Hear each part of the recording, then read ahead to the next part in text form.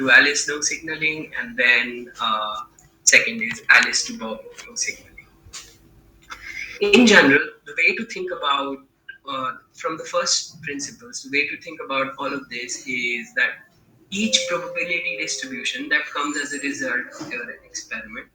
So in a Bell experiment, Alice and Bob, they measure their parts of the system they have in each round to gather statistics of the form PABXY. So this is the probability distribution, and this is formed by repeatedly measuring stuff. So we are in IID situation, which means we're not considering complex scenarios. In each round, the device is as if it was independent of, or as if it was never used before.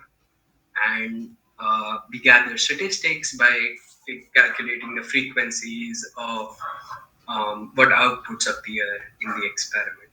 So that's how we form a probability vector, or the observed behavior, or the correlation vector.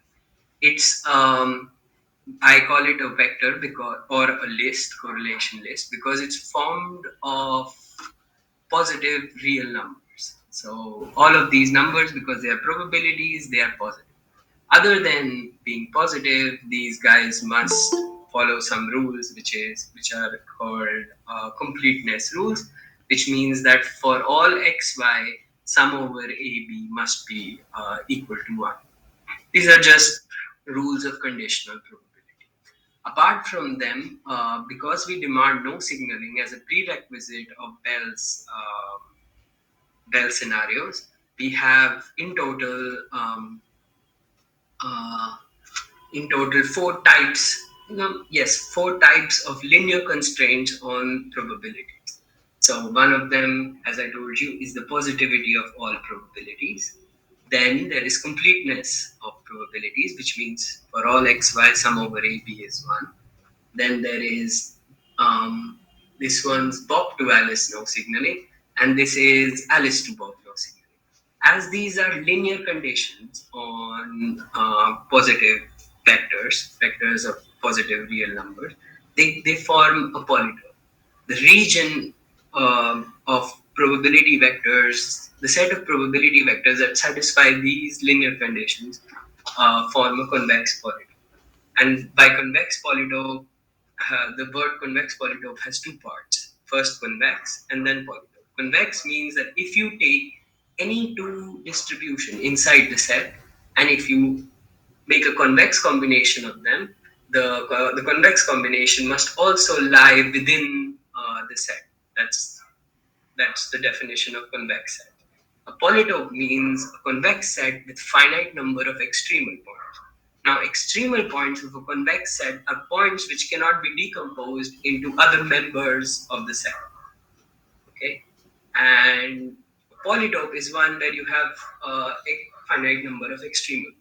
So this must trigger a quick response. So in order to check the membership of a probability distribution within a convex polytope, all one needs to do is to enlist all the extremal points and see whether there exists a decomposition of these extremal points, or if there exists a convex combination of these extremal points that can form your probability distribution.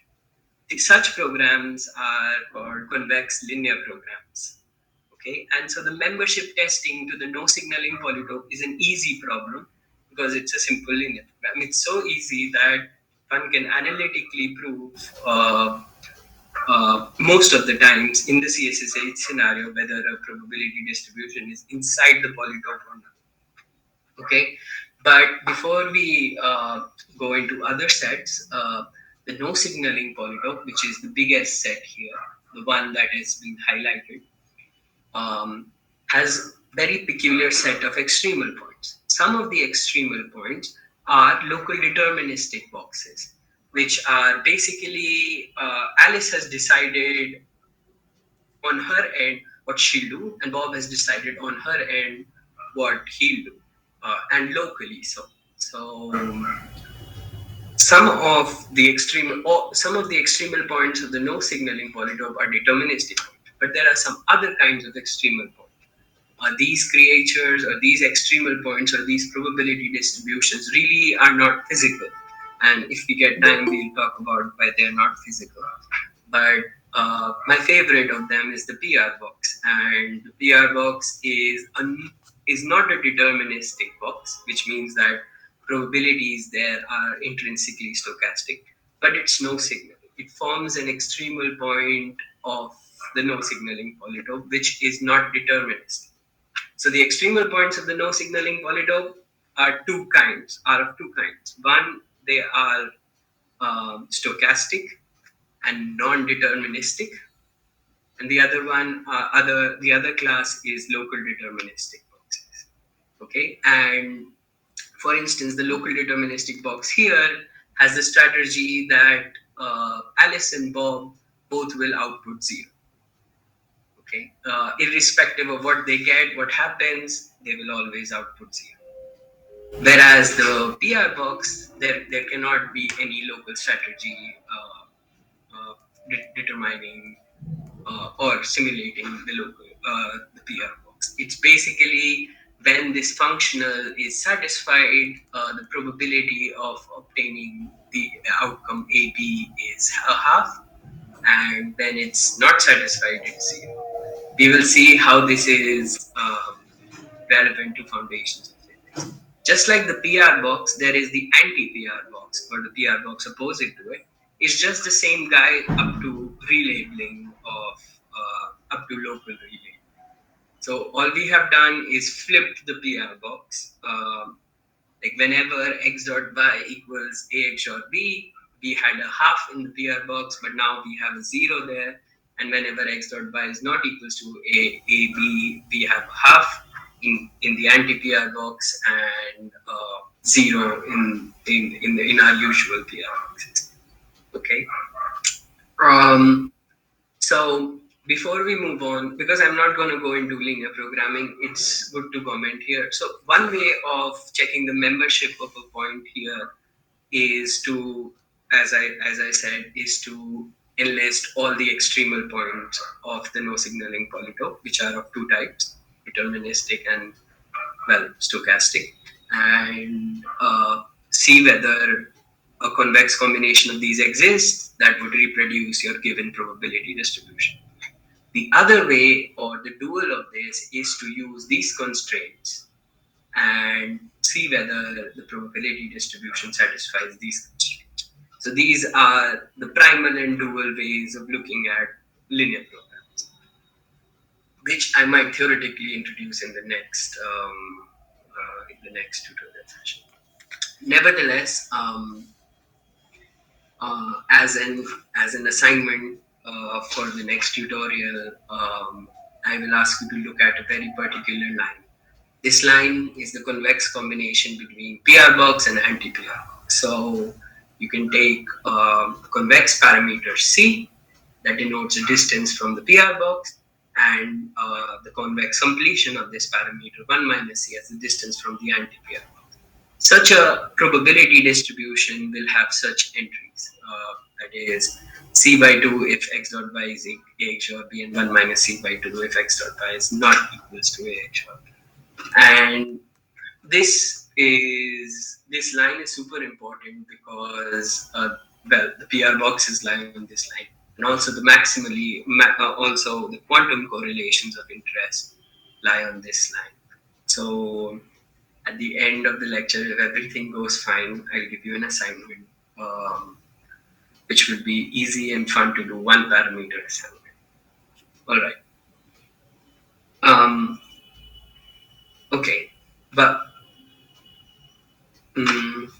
next interesting set in Bell scenarios is that of local real polynomial. Is that of local real correlations that have a local causal explanation or local real explanation. So what does it mean to have local causal explanation? This is not a foundations lecture, but it just means that there exists an hidden variable lambda, which is a part of an hidden variable space, which can be arbitrarily measurable, such that the probability distribution can be written in this way, can be factorized given the hidden variable. Basically, this is the standard Bell's form of writing local hidden variable. And as lambda here is a hidden variable, we cannot constrain it to be of a particular dimension or to be of a particular kind. It can come from an arbitrary large measurable space. So this makes characterizing the correlations with local real explanation a bit tricky, but it's not all that tricky, as Devada would explain now informally, because he was the first one to talk about it. Devada, hello. Yeah, yeah, yeah. Can you? Sorry. Devada, Can you repeat the last thing? yes. How would you how what is the first way? What are the simplifications that you do when you want to find out whether a probability distribution is local real or not? I don't. We are not gonna solve the coding part of it, but just to give them an idea of how does one think about membership of the local deterministic polygon. And meanwhile, I'll be back in just a second. If you can tell them, is this slide better for you or this slide? Which one should I leave? Yeah. So, but you already said in the beginning that if it is a polytope, then it is just a linear convex, like linear convexity problem to decide whether a correlation belongs to that polytope or not, right? Yes, but what how I how does one come up with the extremal points of the local deterministic polytope? Is it the intuition of it? Isn't it something like we have to iterate, but we have to find out all possible local strategies of Alice, and then all possible local strategies of Bob, Yes. and then take combinations of such strategies to find the extremal point. Yes, And exactly. and then and then you can check the membership of whether a point belongs to the local set or not. Yeah. Okay. The cool thing that I did not know, but Devada told me, it was, I don't know, 4 or 5 years ago. It's that for each polytope there are two kinds of descriptions. One is description in terms of the extremal point, because a polytope is just the convex hull of its extremal points, and description in terms of the constraints that uh, constrain the points in the polytope. So these two are interconvertible, and these have very nice MATLAB implementations. It's called V2F for phase sets. And so if you find out the local polytope for the CSSH scenario, then you can use this code to find out the phase sets of the local polytope in the CSSH scenario. And the face sets, they turn out to be some of the face sets, they turn out to be what we know, and what we most dearly know is the CSSH inequality. Here there is a typo, there is no 2 here. But the CSSH inequality forms the face set of the local polytope for the CSSH scenario. And the CSSH inequality can have uh, a um, has many multiple forms, and they all of them have different utilities. The first way we know, it's the expectation of the outputs, when the outputs are labeled as plus minus one, when the inputs are 0 0 0 1 1 0 1 1. So E here is the expectation. There is no 2 here. Apologies for that. And the second form, which is also called the CH inequality, it's equivalent to CSSH in under no signaling constraint, is particularly good for programming applications because it has the minimal number of terms. Okay, and the third one is our favorite, personal favorite from the group. It's in the non-local game form where Alice and Bob are supposed to play a non-local game, and they are always supposed to output again a type of this must be B here, then x dot y equals ax short b here. So these three forms are interconvertible, and Anubhav, Anubhav, yes, yeah, yes, Adudra here. Yeah, we all know that for the 2 to 2 scenario, it is a eight type of gearbox exist. So you can have eight type of CHSH inequality. yes, But yes. It, why? the eight types are the eight types are Yes, three because plus if and you one minus can be arranged in four times, and then the opposite of right, that right, is right, right. But why are you taking here? I'm asking for a technical question. But why are you taking here only three interconvertible forms of CHSH? Yeah, I know these that. Yeah, yeah, right. Maybe Devada, can you please explain? These are not because I will go to the washroom and be back. Maybe Okay. Devada is So better. I think these are the same inequality. They are just written in different like terms. So the first are in terms of correlation. So we can, so let's say we consider the yes. first inequality, But and then we can. yes, yes, yes, yes. For example, if you start with the CH inequality instead of the CHSH inequality, then you can deal with them, right? So my precise question is that not so interesting, but my precise question is that if you started with in another, suppose you are not starting with the usual Bell inequality where three plus appeared and the last term is minus. If I start with another Bell inequality, then there are also three convertible forms will exist, right? Yes, yes.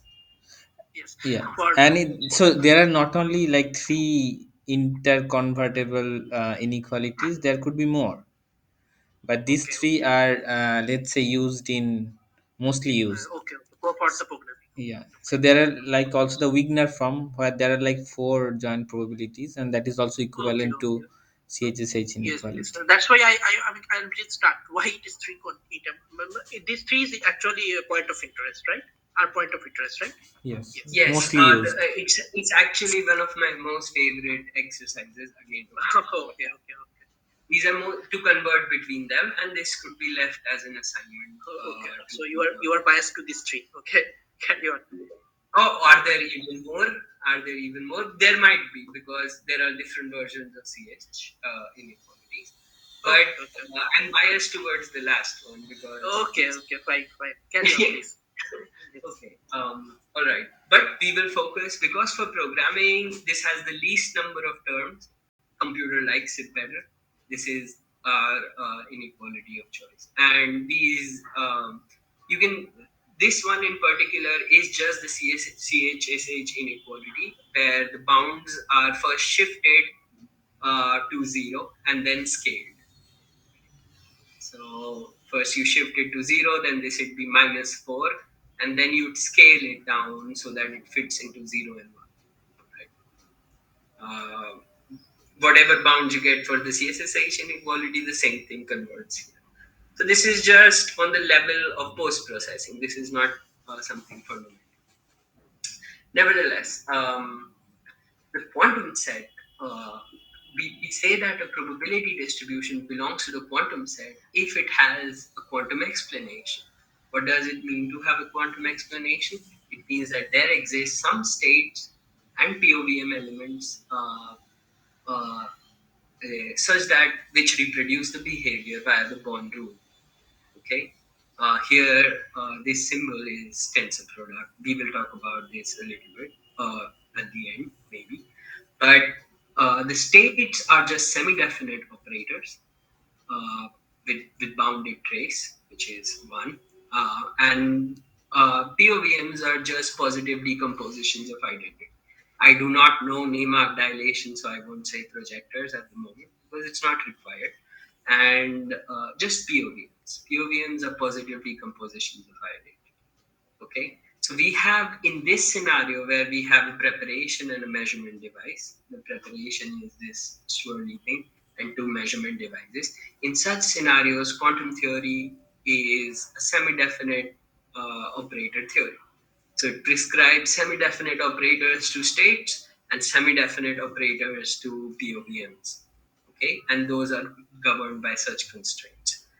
Also, in any scenario possible, because there are only three kinds of devices, unit devices, which is preparations, measurements, and transformations. And transformations also have a semi-definite representation because of Choi-Jamakowski isomorphism. Quantum theory is a semi-definite operator theory, and that's why semi-definite programming is relevant. Okay, so to find that the way we define the set is set of quantum correlations is actually very general because we do not restrict the Hilbert space. We say that the Hilbert space could be of arbitrary dimension. And this makes characterizing the set of quantum correlations a very, very tough task. Nevertheless, it's a good looking set because it's convex. That means if you have two quantum distributions and you take a convex combination of those two, it will be a member of that set. Okay, but it's not a polytope. What does that mean? First, it means it's not easily characterizable in terms of extremal points because it has infinite number of extremal points. So it's best to see the figure for this. The quantum set, unlike the no signaling polytope and the classical local real polytope, is a convex set. So you cannot use the earlier characterization technique that me and David were discussing, that just enlists the set of extremal point, because enlisted set of extremal point cannot be contained on an hard disk, okay, on a computer hard disk. So or even in your copy, because there are just infinite number of them. There are other good parameterizations for the simplest CSSH scenario, but in general, if you go to other scenarios, this parameterization becomes too time consuming and heavy. Okay. Um, on the quantum set, we have a point of interest. The point of interest is what we call the singlet distribution or the singlet quantum distribution, and this has this specific value. It lies on the line joining the PR box and the other PR box, and this distribution can be generated out of singlet states and Bell measurement, which maximally anti-compute. Okay, more on this later, maybe. Again, there is a typo, there is no 2 here. The CSSH inequality is violated by quantum theory. So it can go either all the way up to 2 root 2 or all the way down to minus 2 root 2. So it strictly lies outside the local set for some part of the CSSH inequality. Those points are called strictly quantum or strictly non-local quantum point.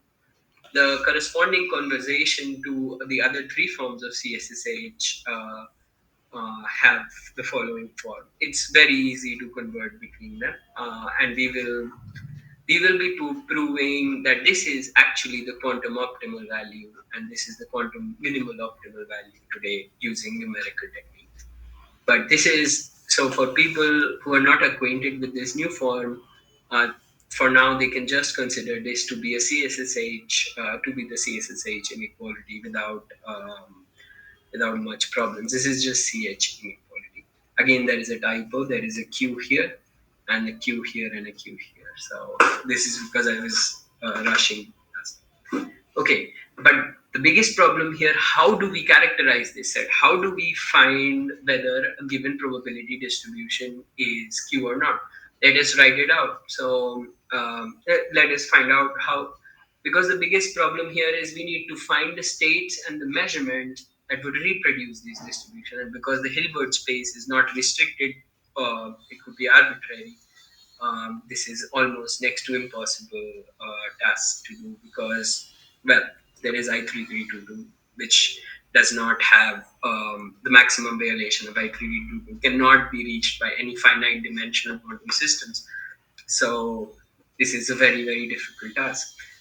The membership problems translate to they are equivalent, so that if you have a program that tells you whether a probability distribution is a member of the quantum set, then you also have a program that will tell you the maximum value of linear functionals of probabilities.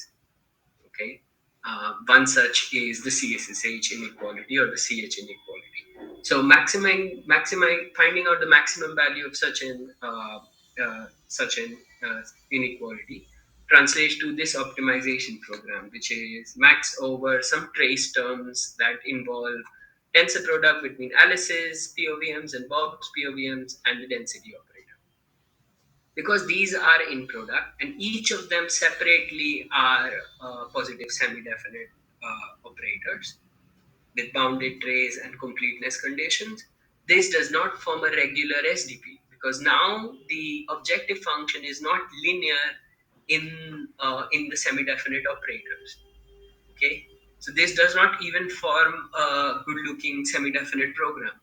So it's not as straightforward as local polytope or no signaling polytope, which form uh, linear programs. Here we have no such simplification. So apart from this, we have the bigger problem, which the Hilbert space dimension is not fixed.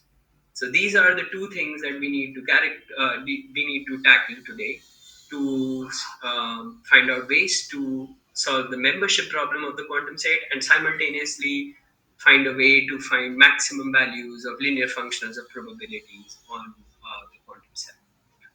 Okay, this is if one tries to do it without reading the NPA paper or without knowing about NPA hierarchy and seesaw techniques, one would inevitably find that this is almost next to impossible.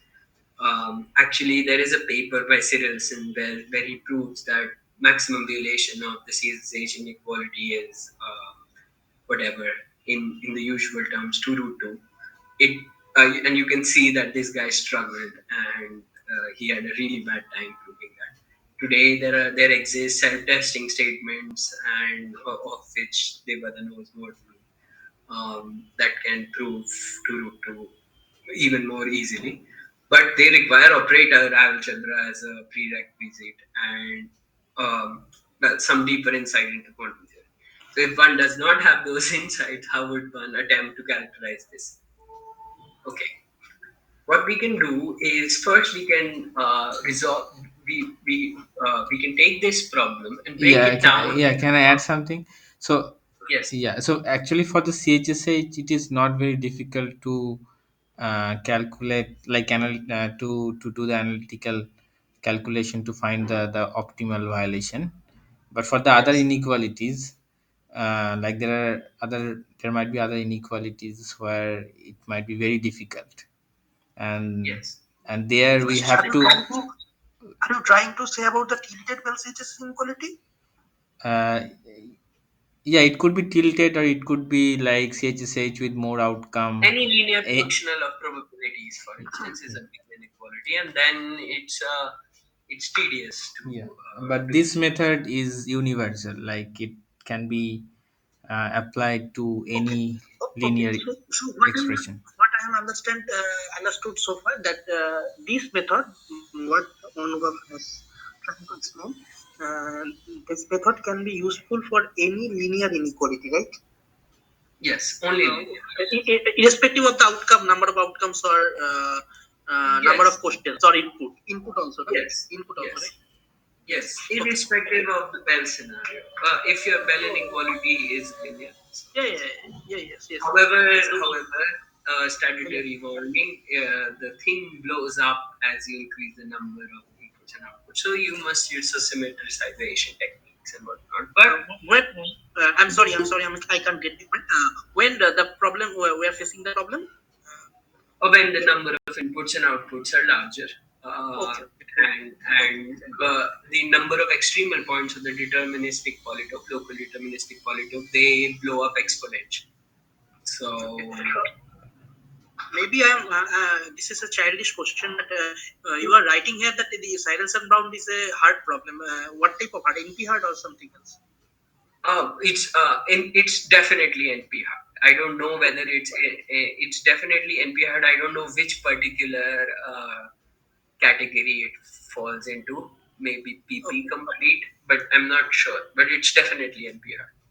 okay, Uh, okay. okay. So that means You- the complexity is, is not, it's very hard, right? It's super hard. It's Oh, well, okay, but we notice the bigger problem here, or the more specific problem here. This does not form an SDP that I can readily solve because the objective function is non-linear on the semi-definite variable. It has products of semi-definite variable. However, we so now the first technique, which is called the seesaw technique, or uh, oh, where did it go? Yes, more colloquially, it's called the seesaw technique, but rigorously, it's called alternating semi-definite programs. Okay, that's how we dissolve this problem of the objective function being non-linear in semi-definite variables and make it into three sub-problems, of which the objective function is linear on the semi-definite variable. Okay. In the first iteration, we start out with random POVMs for Alice and Bob. Okay. So once the POVMs or the observables for Alice and Bob are fixed, the state is just the highest state is just the eigenvector corresponding to the highest eigenvalue of your operator, of the resultant operator. This is a semi-definite program which runs on states, which states are positive semi-definite operator with bounded trace. So once the program runs there and gives you an optimal value for this random assignment of POVM, we use that optimal value in the second leg of the seesaw program, where we now run the program over Alice's POVMs, having the fixed state to the optimal thing that you got from the previous one, and again, this is an SDP, linear on the SDP variable, which are Alice's observables, which are just governed by positivity and completeness constraint. Again, this is an SDP, a usual SDP, and you will find the optimal Alice's POVM as a result of this for the fixed random Bob's POVMs and the optimal state which we got from the last one. And then we pass this uh, and then we pass this to the next leg of seesaw, where Alice's measurements are now optimal for the second step, and the state is the optimal for the first step. Okay, and then we run the same thing for Bob's measurements. Sorry for the notation error. This must be AXA and AXB, and this must be B and B here. And as a result of the last leg, we get the optimal POVM for Bob, which is passed on to the first step. So this is an iterative technique. But as you can see, this requires the Hilbert space dimension. So all it can do is give you good lower bounds. Now, why does this technique work? Because problems of these three forms, the yellow, blue, and green form, are very, very nice semi-definite problems, and they satisfy Slater's condition. This means that they have strong duality. The primal and dual optimal values, they are always equal for such programs. So each leg of the seesaw is optimal in its form, and that's why this technique really works well. And this is better than what is taught in uh, uh, graduate classes, which is parameterization of all observable. That thing just sucks. This is much better because it uses strong duality constraints. And if anybody would like to know more about this, this goes into theoretical description of convex optimization programs. I'll be happy to talk to them later. But in my experience of all Bell inequalities that I've tested, and there are, I don't know, the number would have crossed hundreds, seesaw has never failed. It always reaches the optimal. But it might not reach the optimal for your particular dimension, but for a sufficiently high dimension, it always reaches the optimal. And the reason for this is strong duality of each step of seesaw. Okay? Okay, So does it? I have one question. Yes. So you are starting with some random arbitrary initial states, then you are optimizing at each state every parameter, right? So if you start from above, then I'm starting out with random POVMs, and then I'm optimizing the state, which is just the highest eigenvector. Exactly. So we are starting out from random choice of parameter. Then we are optimizing each parameter at each run. Okay. But Yes. how you are guaranteed that you will at the end you will reach the final No, optimal point? one is not guaranteed. It will always be a lower bound, and just like any Newtonian descent technique, you can get stuck in some local minimum. Okay, but this is a efficient way of getting lower bound, and it does not fail in practice. Okay, so this is not a proof of the highest value of inequality, for instance, CSSH inequality, but it's definitely a good estimate of the highest value. Okay, but you're right. This is a lower bounding technique, just like the parameterization technique. This will never uh, give you a proof of optimality, but this is very important because this will give you a lower bound number uh, of the value and also return you the optimal states and measurements. Okay, so it gives you the quantum realization for the lower bound it's claimed. Okay, so now you have the quantum realization using the seesaw technique. Next thing is absolute magic. Anubhav, Yes. one moment. I just missed that. How do you solve the dimension problem in this technique? Or No, you you. keep This is that? dimension dependent. This is dimension dependent. So for all of these iterations, you first fix the dimension and then you pick Yes. up the random. Yes, this is lower bounding from inside the quantum set. So, Right. what we are doing is we are going from inside the convex set to its extremal point. Right. So, Right. it's lower bound. At all points of the process, you have a quantum state and measurement of a given dimension that produces the particular probability distribution you Right. have. Right. Correct. Okay. But Got it. Thanks. the next trick is So, absolute. hello, Yes. hello. Can you go to the previous slide? Sure. Yeah. So in the yellow bar technique, Yes. so you have optimized over all states. All states of a given dimension. Yes. Yeah, yeah. So you get the state which is the eigenvector of this joint operator. Operator, yes. Yeah. In the second step, you take the eigenstate, and what you have did here in the Just yellow bar, fix. Yes. there is a0x bar tensor b0y bar, but in the Yes. green bar there is no a0x bar. There is only a0x, but the bar remains Bob's Bob's projector or Bob's POV. Yes. So what? So the bar denotes what is constant, and what without the bar things are the semi-definite variable. Does that clear your doubt? Can you please repeat? The bar denotes what is constant, and the not bar things are the semi-definite variable, except for identity because that's constant. Okay. Also, in the second step, you have fixed Alice's measurement, but Mhm. you you have not fixed Bob's measurement. It's coming from the previous step, the random things that I started off the process. It's the same thing as B bar Y0. Okay, so there is a inheritance going on. So by0 that you chose randomly for the previous step is also the same thing that appears here. Okay, only the state is now updated as the optimal of the previous step. But the state is a joint eigenstate of Alice and Bob's measurement operator. Sure, it doesn't matter. No, it's just a state. Now we forget. In the blue form, we forget where the state come from, what is the story behind it. We don't care anymore. We just go to the next step, and in the next step, we have a candidate for the state, a candidate for Bob's POVMs. Now we need to search over all Alice's measurements for a given dimension. All right, there is nothing nothing non-trivial going on here. It's just the same optimization problem, but now with different variables as fixed constants, and the last one is a semi-definite operator that we'll search.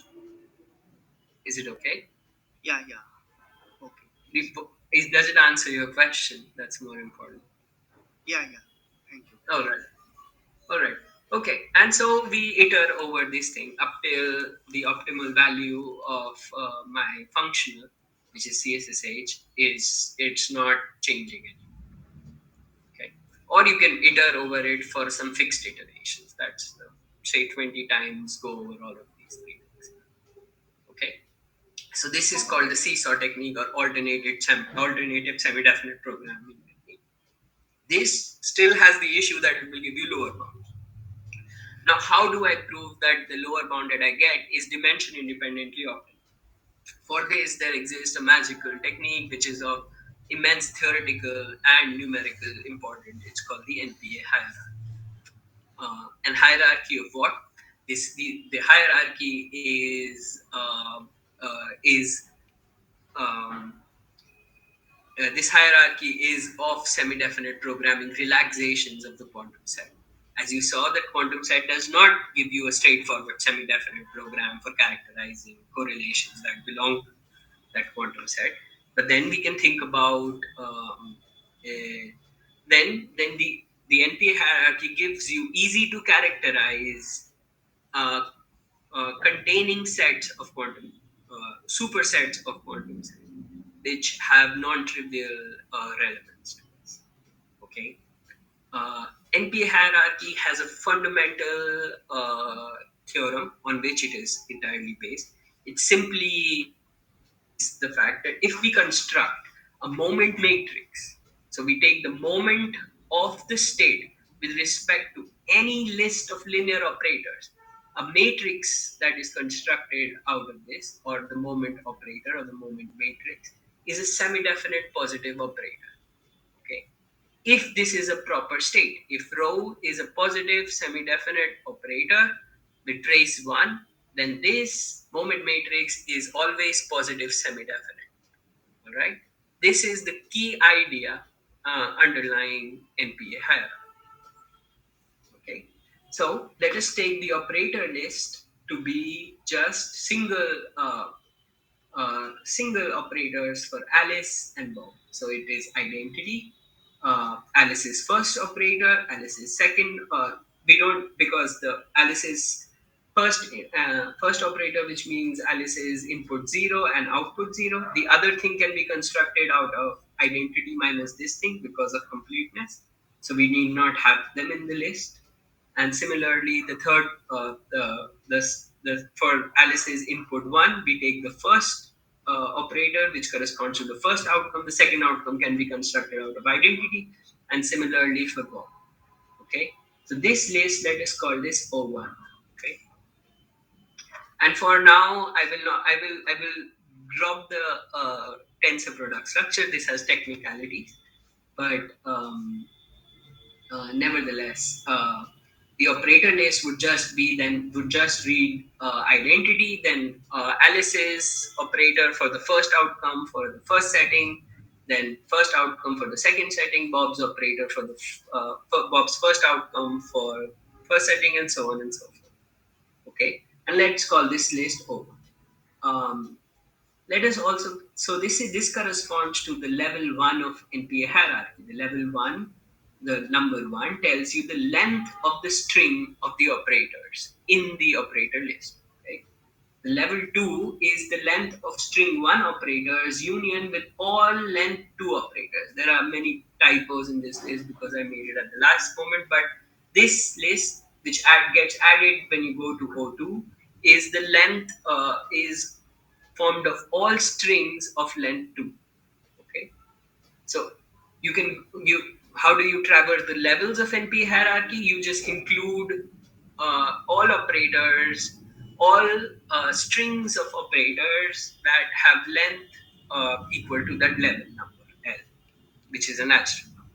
Okay, and as you add this the demanding that a positive semi-definite moment matrix exists, the number of constraints in such demand increases, so that you get tighter and tighter sets. And NPA, Miguel Pironio and Asin, they prove that this hierarchy converges to the quantum set when L tends to infinity. Okay, So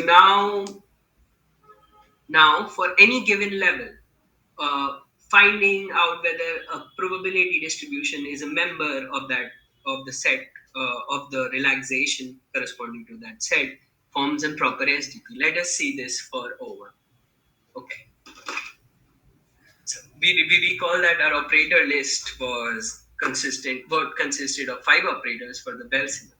The moment matrix would then look like this. A moment matrix is always a positive semi-definite matrix. So it is Hermitian. So we need only list the upper. We need only list these elements. The other elements are just complex conjugate of these numbers. Okay.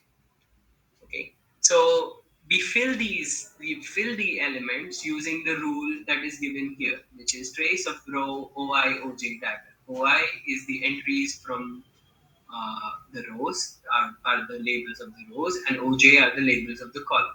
Okay, and you take the dagger of that. So first, because of so the first entry is just trace of row identity, which is just trace of row, which we have because the state is a quantum state. It could be any state. It is one. The second entry is trace of identity times A00 dagger. Now A00 is assumed to be projective for NPA hierarchy. Um, it is assumed to be projective and Hermitian, which is, well, it's positive semi-definite, so it's Hermitian. So this entry corresponds to Alice's marginals, all right?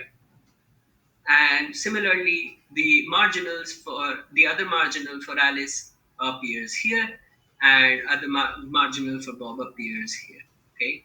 The diagonal entries similarly, we can find out what the other values correspond to from a given probability distribution. But we have two values that have no meaning in quantum theory, or at least in the Bell setup, which is the trace of rho, Alice's first measurement operator, and Alice's measurement operator for one setting, and Alice's measurement operator for the second setting. This does not happen in a Bell scenario because in each round, Alice either measures the first observable or the second observable. It never happens that Alice measures both of the observables. Okay, these numbers they can be complex in general, and they are free. So for a given probability distribution, we can fix the other entries. I'll tell you how in a moment, but the program will then search over these two entries to find a positive semi-definite relaxation. If it doesn't, if, to find a positive semi-definite moment matrix. If it does not find any such moment matrix, we can be sure that the given probability distribution is not quantum. But we cannot be sure that it is quantum because for being quantum, you need a quantum state and measure.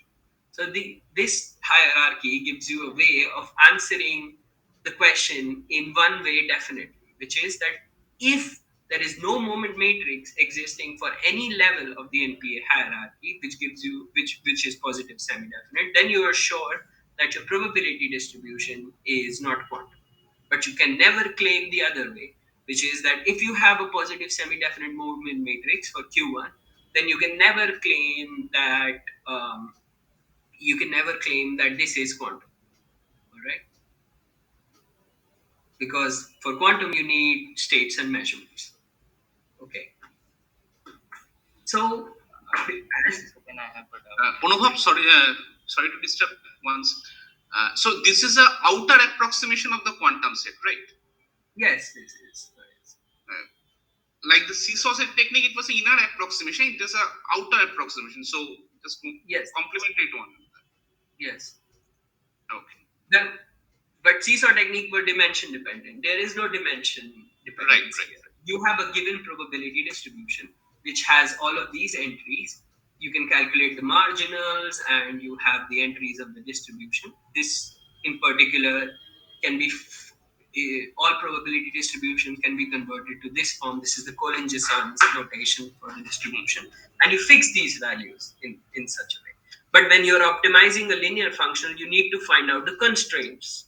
Yes, and the constraints are the first constraint follows from Neymar dilation. That all projective, all POVM things can be simulated by projective measurements on a larger system. Okay, like with some extra ancillary system using Neymark dilation, and which specifically works for Bell scenarios, and it will not work for contextuality, as we'd see in the next lecture. Um, the diagonal elements, well, this entry here is just trace of row a00 times a00 dagger. Now a00 dagger is a00 because of hermeticity of projectors, but a00 and a00 is again just a00. The product of the same projector is the projector, and that is why we have equality constraints among the top row and the diagonal entries. All right, is this okay? The top row and the diagonal entries are always the same. So these are the equality constraints. Okay. Other than this, we have constraints of positivity of probabilities. These are probabilities, so they must sum to. They must be greater than zero.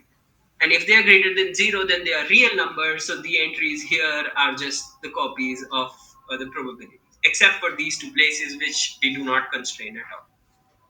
All Just a right. second. I have a doubt here. Yes, go ahead. Yeah, so what actually are you doing here? So you started with this set O1, right? Yes. So now you said that you are going to optimize over a row. So means you will take all possible row and see whether No, no, this no, moment no, no, no, no, no, no, no, no, no. Now this is only on the level of symbol. It's on only on the symbolic level. I'm gonna optimize over all moment matrices, not the quantum states and measurement. I don't know about quantum states and measurement. all right. Okay, so these are just labels. These are strings of alphabets. Okay. Yeah, but to construct this moment matrix, you need to know what the state No, you but if you use states and measurements to construct this moment matrix, then it will always be positive semi-definite because of this theorem, which if you want the intuition for it, it's such a moment matrix is a gram matrix for the state row, so it's always positive semi-definite. It can be broken down into two orthogonal matrices, and these two orthogonal matrices, the multiplication of them is always positive semi-definite. So okay, so that's trivial. If you form this out of a given state and measurement, you'll always get a positive semi-definite matrix. The problem yeah, is the membership problem, whether a distribution belongs to quantum or not. You do not have the states and measurement to make such to otherwise it would be quantum, no? So you have just the distribution. That means you have these entries which are labeled by probabilities only. So only all right. those entries you put here, and you let the program search for these two entries. Oh, okay, okay, yes, yes. All understood? And if you do not find any positive semi-definite moment matrix, then you're sure that this thing is not quantum. Okay. All right? Actually, you can say more, right? You will be sure that is it that you can be sure it is not in Q1. Yes, it's not in Q1 because Implies Q1 that it is is not. not in Q. Yeah, yeah, Yes, of course, because Q1 yeah. is a relaxation of for any set of operators, whatever level you choose, whatever operators, or any set of linear operators. If your state is positive semi-definite, then you have a positive moment matrix. This means that all levels are probability distributions that give you positive semi-definite moment matrices for all levels um, form a superset of quantum theory. Because for quantum, this happens for any set of lists, but for any given level, we are only looking at lists with an upper bound on the length of the monomials. All right? Okay. It's clear. Okay. Okay. All right. Okay. And now you might see the utility of using the CH inequality, because CH inequality is strictly written in the Collins-Distance notation, and this has one-to-one correspondence with the entries of the moment matrix. So these entries are featured here. All right. So today, if it is possible, and if I'm not too clumsy about it, I will do. I will prove that first that the bound from Q1 is the Tsirelson bound, and then show by a seesaw and provide states and measurements that give you this bound, thereby proving the optimality of the Tsirelson bound numerically and as easily as possible. Okay, this is the for the next half. But let me see. Okay, so this is how I use. There are many applications of semi-definite programming, and in particular, the way we have scheme things. You can prove maximal randomness certification. You can have dimension dependent maximizations as well with the Navescas-Vertici hierarchy. Recently, me with Vicky Wright and Mate Farkash, we gave a hierarchy for contextuality similar to NPA. And with Devada, we are working on something, another notion of classicality, which also gives a hierarchy. So the NPA hierarchy has a lot of utility. My favorite one that I still cannot completely understand is MIP equals to RE star, the paper that came out last year. And this relied on the fact that because the NPA hierarchy does not know the tensor product structure of the Hilbert space, it's not taking states and measurements. It's just taking commutation relations into account, maybe cyclicity of trace and stuff. But finite dimension quantum theory has a particular tensor product structure. But infinite dimension, there are many ways you can define the tensor product structure. So the question whether commutation, spatial separation implies commutation relation um, or tensor product or a particular tensor product structure for infinite dimensional is also can be addressed by NPA hierarchy. If the NPA hierarchy, which is based on commutation relation, converges to the quantum set, then we are sure commutation implies tensor product structure for the particular Bell scenario. But for I3322, this is a Bell inequality that lives really close to CSSH. We know that no finite dimensional quantum system, that means no tensor product, well-defined tensor product structure, can lead to quantum maximum. Also, up till now, in my experiments, I've not been able to get to a level to get a tight quantum bound. Okay, so this has yes, No, how do you get the quantum maximum for I3222? you can't. No, I mean, you are saying that with finite dimensional quantum systems, you cannot achieve the quantum bound, right? Yes, yes. So is this an upper bound? Like, you don't know whether it is realizable or not? I think there is a realization for a bound that cannot be reached by any finite dimension, but it might not be optimal. There might be like another strategy in infinite dimension that might be slightly above that particular bound. Okay, so there, Okay. yes, so it is, but there are bounds from NPA that do not go to this infinite dimensional strategy bound, or neither do they go to the lower bound from finite dimensions. Okay. So, I mean, even for this first level, you cannot suggest that it is realizable, right? Because No, it is the upper bound. yes, it is It a is the upper bound. yes. Right. Right. And Realization. and If if somebody it says if that it something, yes, if if for somebody, some dimension it matches the seesaw bound, then you say that it is real. yes, it is realizable because doesn't matter seesaw. If you have the states and measurement, the things quantum. Okay, Yes, and but seesaw gives for you the this states and measurements. Yes. yes, but for this Q1 hierarchy, you Q1 level, you don't find the exact state or measurements which maximize, right? All right. Or do you? Yes. No. You don't. No.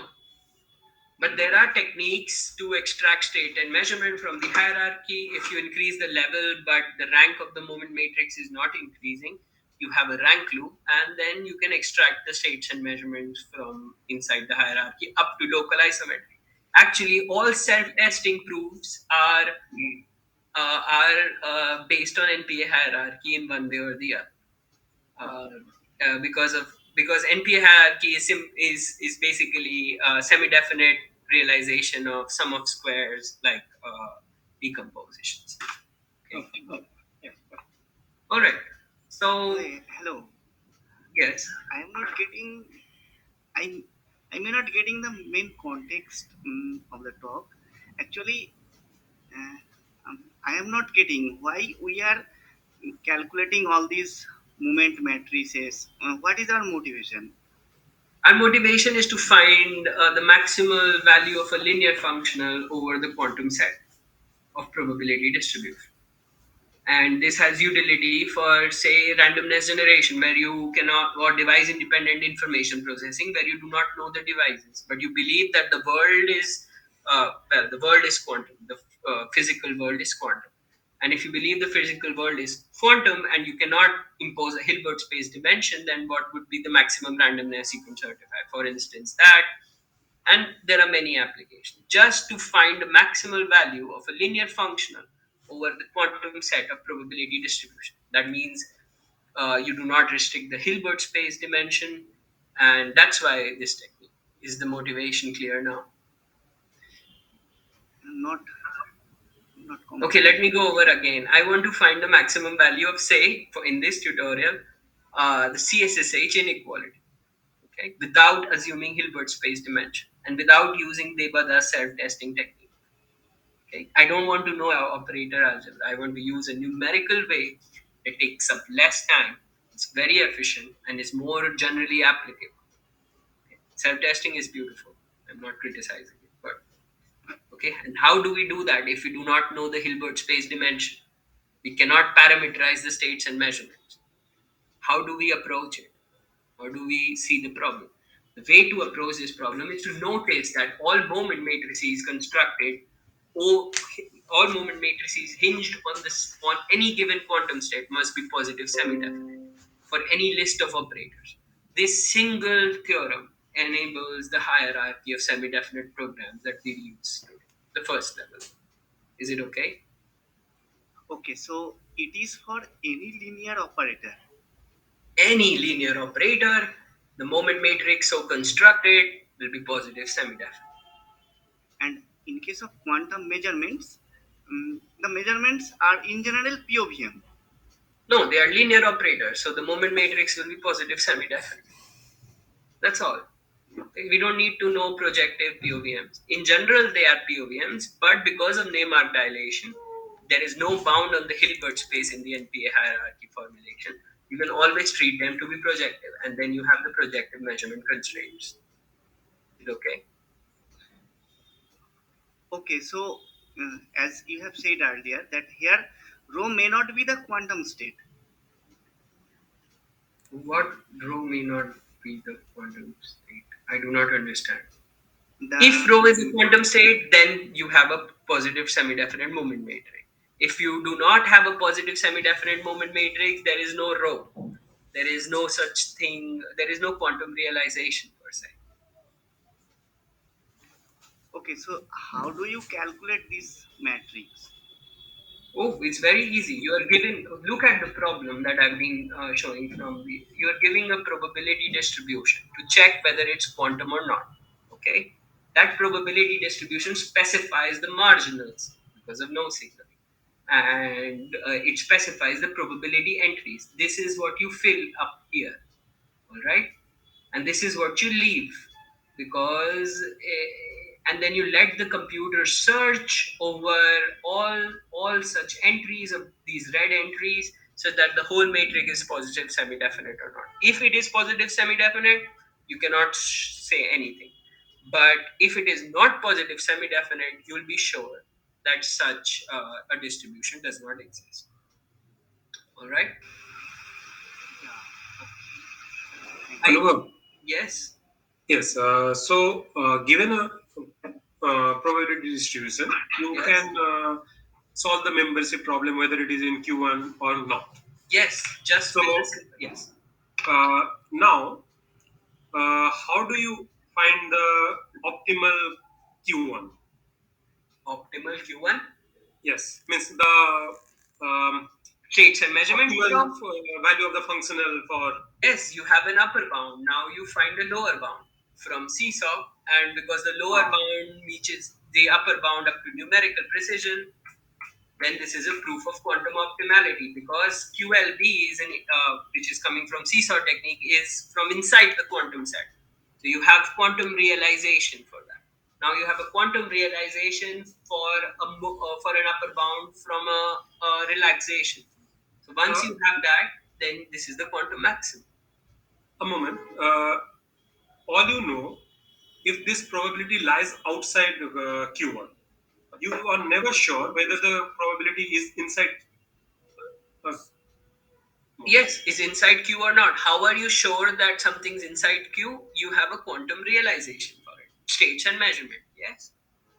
Now I have states and measurements from Seesaw that Yes. reproduce the probability distribution, and I have an upper bound that okay, this is also in Q1, and then you're sure that the particular distribution is quantum, or the particular value of maximum value of CSSH is really the maximum value of quantum theory.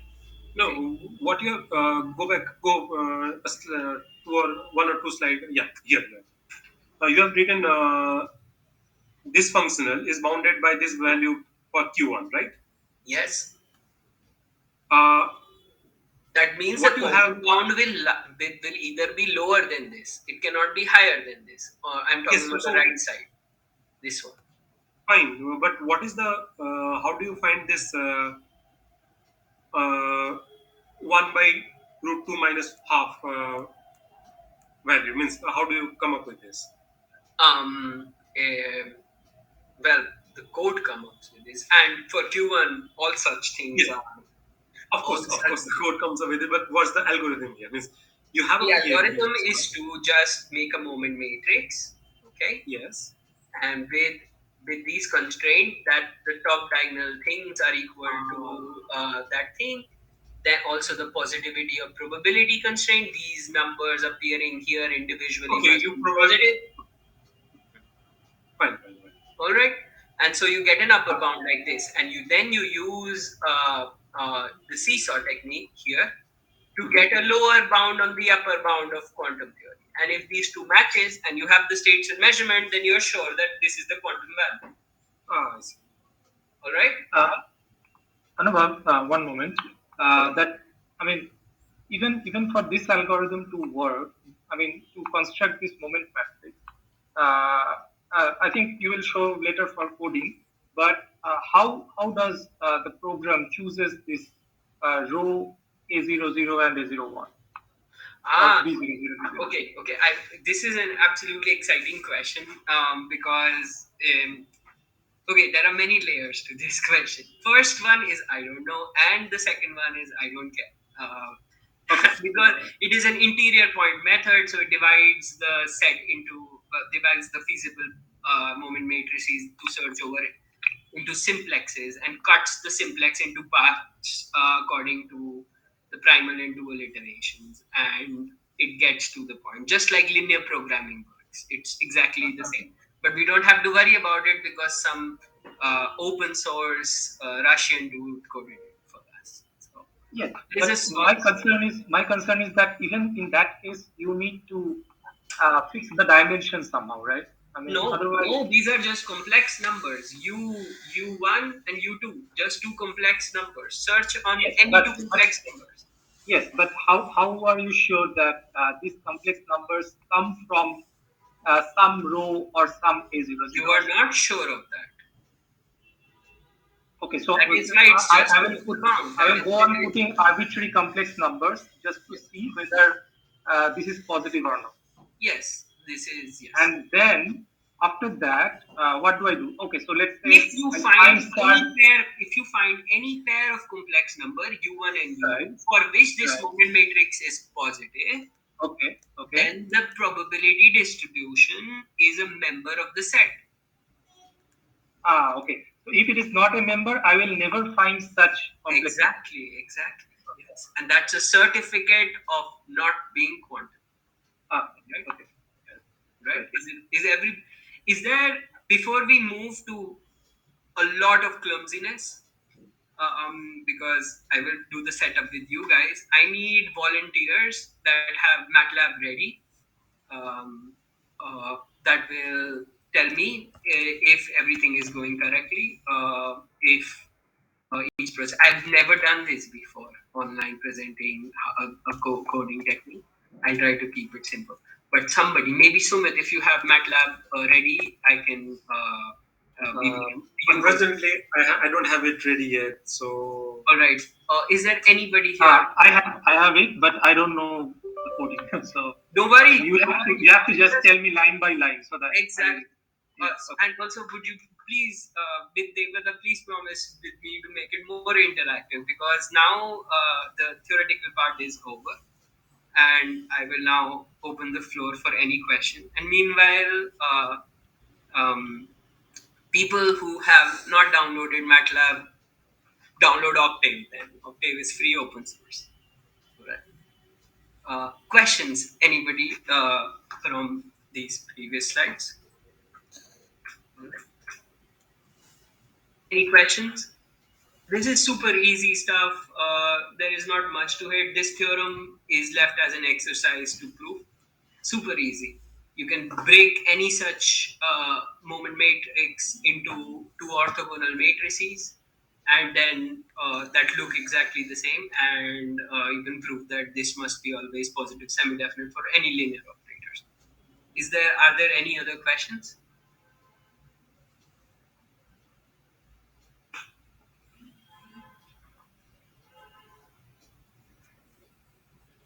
So I have one question.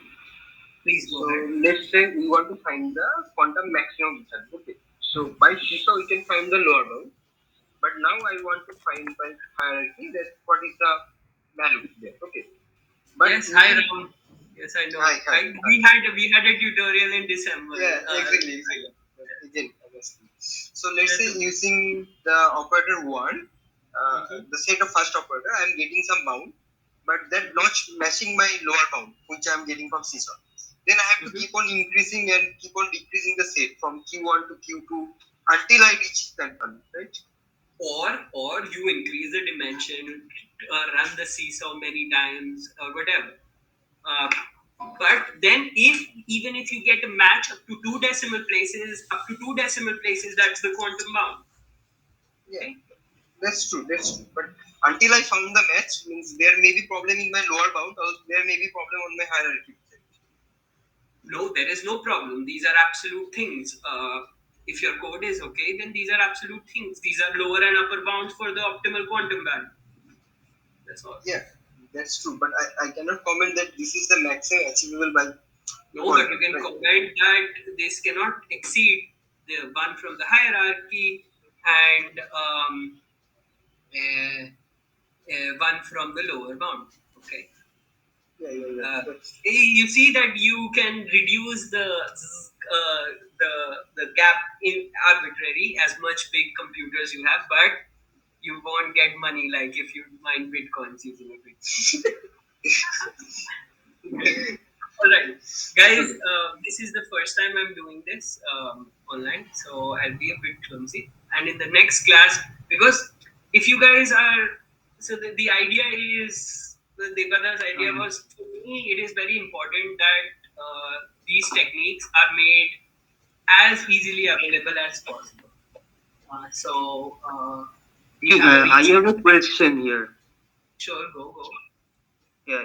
So this moment matrix method, but telling that if these probabilities or something, if these are semi-definite, then the result is inconclusive because I cannot tell whether the density matrix is quantum or not.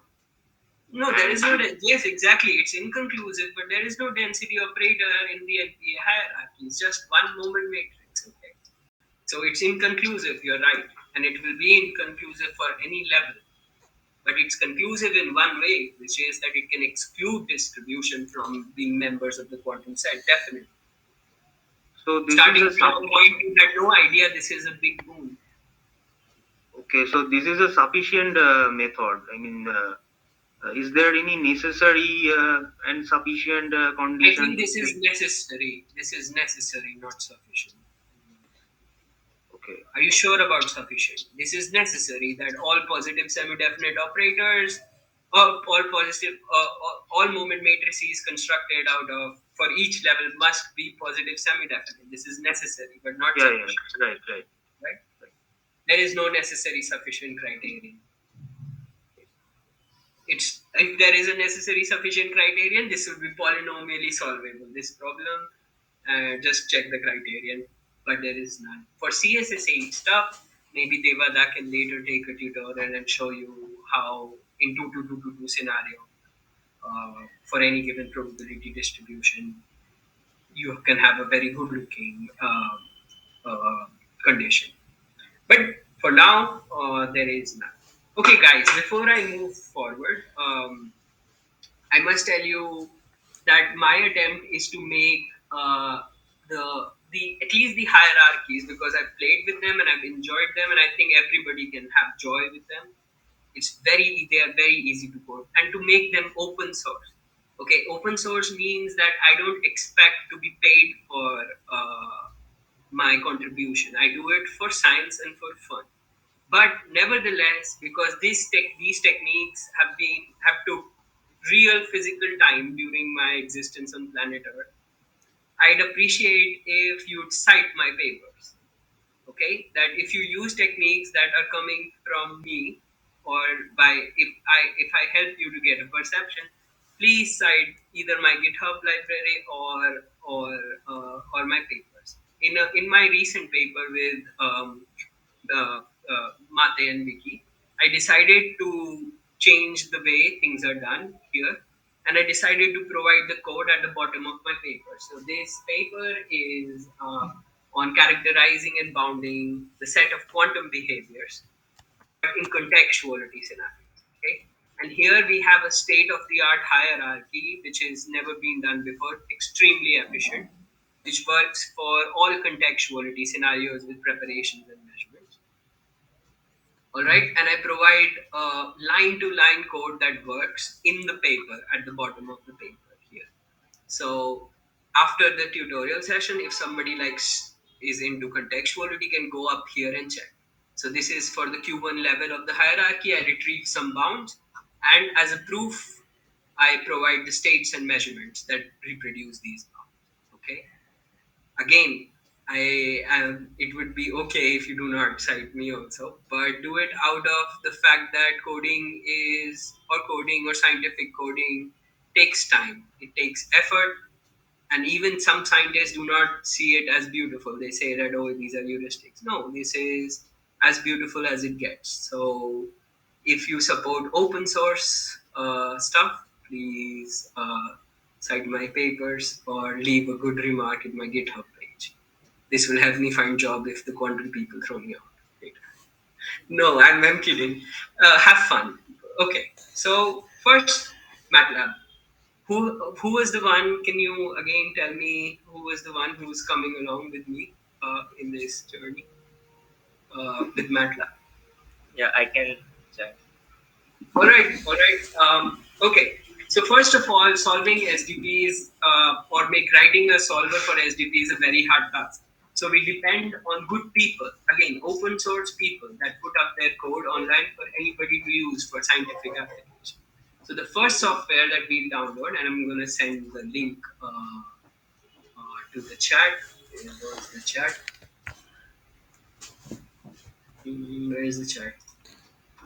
Yeah, Okay. it's right. Yeah. Oh, okay. Sorry. This is so all the softwares that we need for today are one of them is HDPD3, which is a very nice solver. It's a high precision solver, but it's not the most efficient for bigger programs. But today we won't need it. The other software will be Hilbert. This is not a solver. This is a layer which helps us write SDP better. So it's a parsing layer that feeds the solver, because the solvers are ancient. They are written in a difficult way to understand. So it takes problems like the way we have written down in our presentation and converts them into something that the solver can easily recognize. Okay, and this is one of my favorites. All of this works for Octave as well. So people who are lazy say that I don't have license for MATLAB, either torrent or get Octave. Yeah. So I'm using Octave. All right. Yeah. This is Yalmi. So when you go to the GitHub page, go to this green link and download zip. Okay. for both of these things.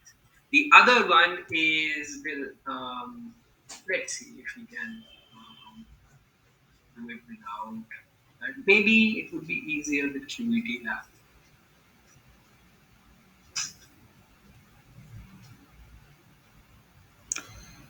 Okay, QET Lab is a very nice library. It's like the Q-tip for Python, and it has a list of very nice functions. And we are just downloading it for one function. Okay? So if you download QET Lab zip, it will appear like this. Every those who are coming along with me, have they downloaded all of this, or do they need 5 minutes? Yeah, please share the link of this QT lab. All right. Yeah, it should be just like it would be easier for us. Yeah.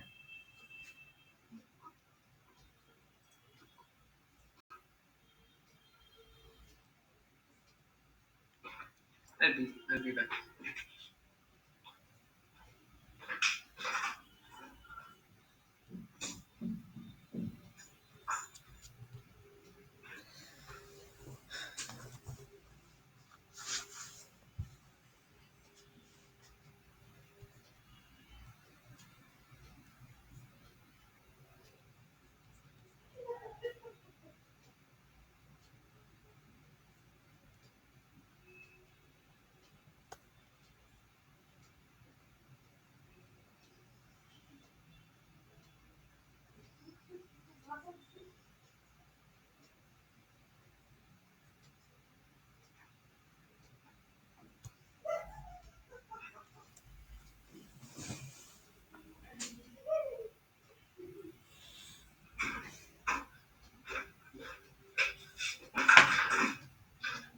So if you guys are ready, let's go to MATLAB. MATLAB is not my favorite language. My favorite language is the Stoner's language, which is Python. Everything can be done in Python. Actually, me and the brother, when we started out, we did it in Python with somebody, with Piotr taking our tutorial at that point. So, okay, once you have these three things downloaded, what I do is I put them into a directory because I have a lot of so you can extract your extract here, extract all this. All right, extract. Okay, and then you can copy this into your working directory, which would be for me this tutorial as. Right, so you have three software folders in your tutorial SDB. These are all extracted. So extract the zips, zip folders, and be in this directory. Is everybody in at this stage? Everybody who is working, or should I wait? Wait a moment. I'm Just simple Windows stuff. There is nothing coding here.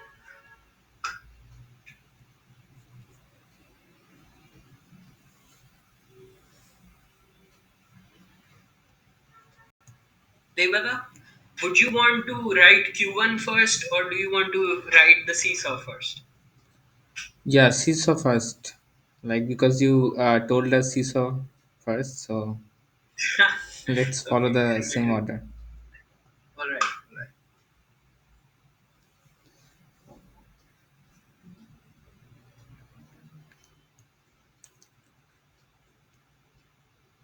Okay, can I move forward? Okay, so these are the softwares that will help us through this, and how to install them. Installing in MATLAB is stupendously easy. All you got to do is go to your particular the folder of the particular software and do this. Simply MATLAB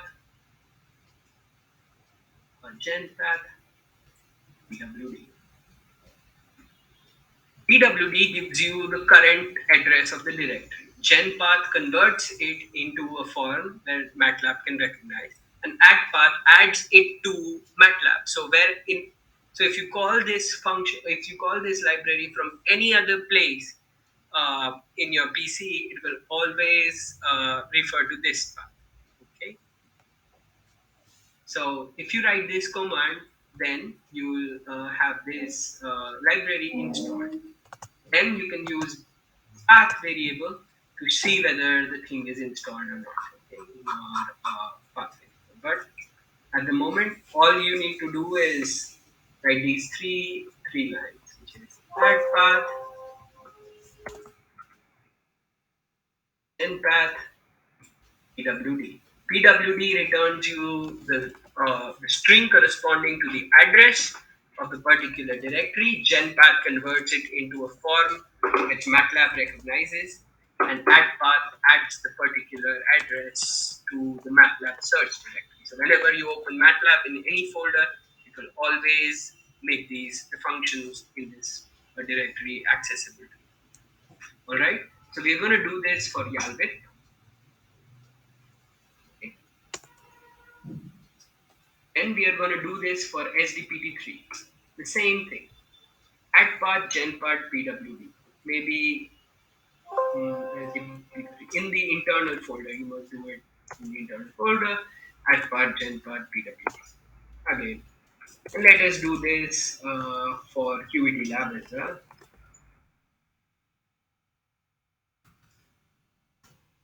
Add part, gen